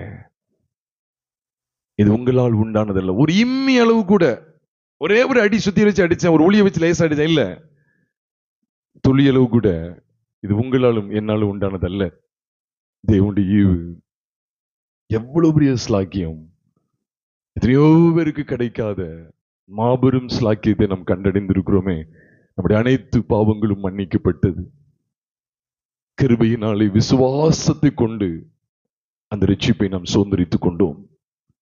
இது உங்களால் உண்டானது. ஆமா, நம்முடைய ஒரு கிரியை கூட கிடையாது, ஒரு கிரியும் கிடையாது. அந்த இப்படிப்பட்ட பலிபீடமாகிய சிலுவை பற்றிய சத்தியத்துல கரிசிம் வேறு ஏபால் வேறுங்கிற அந்த வெளிப்பாடு எங்களுக்கு வேணும் ஆண்டவரே. சும்மா ஆயியை ஜெயிச்சிட்டோம், ஆயி பட்டணத்தை முறியடிச்சிட்டோங்கிறதுல அந்த மமதையில அவங்க இருக்கல. அது தொடர்ந்து இந்த மாதிரி மகிமையான வெளிப்பாட்டுக்குள்ள வந்தாங்க. ஏதோ அதுல எனக்கு ஜெயம் கிடைச்சிட்டு, இது எனக்கு கிடைச்சிட்டு, ஆண்டு அதை சுதந்திரிக்க வச்சுட்டாரு, கார் தந்துட்டாரு, இது தந்துட்டாரு, இல்ல இல்ல, இந்த மகிமையான இடத்துக்குள்ள வந்தாங்க. யோசுவா 8வது அதிகாரம் 29 வரைக்கும் நாங்க பாக்குறோம், ஆயியை முறியடிக்காங்க. ஆமா, ஆனா 30 வரும்போது மகாமின்மையான இடத்துக்கு கொண்டு வந்தீங்க. நான் தோல்வி கண்ட இடத்துல ஜெயத்தை தந்துட்டாரு. அப்புறம் இந்த பரீட்சையில தோல்த்திருந்தேன், ஆயி பட்டணத்தை முறியடிக்க முடியாம இருந்தேன், எனக்கு ஜெயம் தந்துட்டாரு. அப்படியாக்கும் இப்படியாக்கும் இல்ல, நீ பலிபீடத்துக்கு வந்து கரிசிம் வேறு ஏபால் வேறுங்கிற அந்த வேறுபாட்டை நீ அனுபவிக்க வேண்டும். வெளிச்சத்தை கர்த்தர் கட்டளையிட்டார், நல்லது. ஆனா இருளையும் வெளிச்சத்தையும் வெவ்வேறாக பிரிக்கிற காட்சியை நான் பார்க்கிறேனா? அர்ப்பணம் செய்வோமா? நம்ம வீட்டுல இருக்கிற இடத்துல, நம்ம வேலை பார்க்கிற இடத்துல, இந்த சமுதாயத்துல கல்யாணம் சடங்குன்னு சொல்லி அங்கங்கே ஃபங்க்ஷன் வீட்டுக்கு போகிற இடத்துல நாம் எவ்விதமாய் நடந்து கொள்ளுகிறோம்? ஏபால நிக்கிறோமா, கரிசியுமா? ஏபாலங்கிற அந்த வேறுபாட்டு அனுதினமும் நான் பார்த்து பார்த்து பார்த்து, ஐயோ இந்த இடத்துல அப்படி பேசிட்டு, நாம நான் ஏபாலுக்கு இடம் கொடுத்துட்டேன், அது உணர்வு வேணும். இந்த வெளிச்சத்தில் நடக்காண்டு உதவி செஞ்சாங்க. ஆமானு கரிசிமே, இதான் கரிசிம். தூய்மையான பார்வை கரிசிம், தூய்மையான பரிசுத்தமான பேச்சு கரிசிம், பரிசுத்தமான சிந்தனை கரிசிம், பரிசுத்தமான நடக்கை கரிசிம். அதுக்குதான் ஆசீர்வாதம். கெட்ட சிந்தை கெட்ட என்ன வருதா? வேறு பிரிங்க, வேறு பிரிங்க, வேறு பிரிங்க. மகா பரிசுத்தமுள்ள எங்கள் பரலோக தேவனே, நீ தந்த நன்மையான தருணத்திற்காக ஸ்தோத்திரம். நாங்கள் கடைசி வரைக்கும் இந்த வெளிச்சத்தில் நடக்க வேண்டும் என்று தேவன் விரும்பி மீண்டும் ஒரு சந்தர்ப்பத்தில் இந்த வார்த்தைகளை எங்களுக்கு கற்றுக் கொடுத்தீர். நாங்கள் நன்றி செலுத்துகிறோம். ஆண்டவரே, ஆண்டவரே, இருப்பாயுதம் ஆண்டவரே படவே கூடாதுப்பா. அது ஒளி இட்ட உடனே அசுச்சிப்படுத்திடுவோமே. மிகவும் ஜாக்கிரதையா ஆண்டவரே நாங்க நடந்து கொள்ள எங்களுக்கு உதவி செய்யுங்க. ஆண்டவரே, இந்த பலிகளை பற்றுகிற விசுவாசத்தை தொடர்ந்து பலிகளை பார்க்கிற கண்கள் கர்சிம் வேறு ஏபால் வேறுங்கிற அந்த வேறுபாட்டை கவனிக்க வேண்டும் என்பதை வாக்குத்தத்தம் பண்ணப்பட்ட சுதந்திரமாகி அந்த தேசத்துல நீங்க காண்பித்து கொடுத்தீங்களே ஆண்டவரே. எங்க வாழ்க்கையில் நாங்க பார்க்கணும் ஆண்டவரே. ஏதோ புதிய மனுஷன் சாயல் அப்படியாக்கும் இப்படியாக்கும் வசனத்தை பேசுறது இல்லை. எங்களுக்கு இந்த உயர்தரமான சத்தியம் அது கிடைச்சிட்டு இது கிடைச்சிட்டுன்னு பேசுறதுனால ஜெயிக்கவே முடியாது. வாழணும் ஆண்டவரே, வாழணும். எங்க வாழ்க்கையில எதெல்லாம் கரிசிம்ங்கிறத நாங்க பார்க்கணும், எதெல்லாம் ஏபாளுக்குரியவைகள்ங்கிறத நாங்க பார்க்கணும். அனுதினமும் இந்த வேறுபாட்டை நாங்க பார்த்து பார்த்து பார்த்து இந்த ரெண்டுக்கு உண்டான வேற்றுமையை நாங்க பார்த்து பார்த்து நடக்கணும். அப்படிதானே நிருப வாக்கியங்கள்ல பார்க்கிறோம். இதை காமிச்சு கொடுத்து பலிபீடம் அது பலிகளையும் காமிச்சு கொடுத்துட்டு வேறுபாட்டை காமிச்சு கொடுத்தாங்களே. கொலோசியர் முதல் அதிகாரம் 2 அதிகாரம் 3 அதிகாரத்தை பார்க்கும்போது, எபேசியர் முதல் 3-4 அதிகாரங்களை பார்க்கும்போது, தெசலோனிக்கரை பார்க்கும்போது கிறிஸ்துவின் சிலுவையை குறித்து பேசி அந்த சிலுவையில பலியான அந்த பலியை குறித்து பேசி அதை தொடர்ந்து வேறுபாட்டின் வாழ்க்கை காண்பிக்கப்படுது. எதெல்லாம் ஏபால், எதெல்லாம் மரணத்துக்கு பாத்திரவான்களாய் மாற்றும், இதெல்லாம் ஜீவனுக்கு பாத்திரவான்களாய் மாற்றுங்கிற சத்தியங்களை நம்முடைய பரிசுத்தவான்கள் மூலமாய் அப்போஸ்தலர் மூலமாய் நீ நிருப வாக்கியங்களை வெளிப்படுத்திக்கிட்டே இருக்கிற. ஆமாண்டவரே, இதைத்தான் எங்க வாழ்க்கை முழுசும் நாங்க பார்க்கணும். பலிபீடத்தை தொடர்ந்து நாங்க இந்த காட்சியை பார்க்கணும். நிருபங்கள் எல்லாம் எங்களுக்கு காண்பித்து கொடுக்கிறது. அதற்காக ஸ்தோத்திரம். தொடர்ந்து உடைய சத்தியத்தில் நிலைத்திருக்கிற பாக்கியத்தை தாங்க. அந்த யாவரையும் ஆசீர்வதிங்க. கர்த்தருடைய பந்தி வேலை, இந்த வேலையும் கர்த்தர் எங்களுக்கு ஆசீர்வதித்து கொடுங்க. எங்கள் கர்த்தராகிய இயேசு கிறிஸ்துவின் நாமத்தில் ஜெபிக்கிறோம் நல்ல பிதாவே, ஆமென்.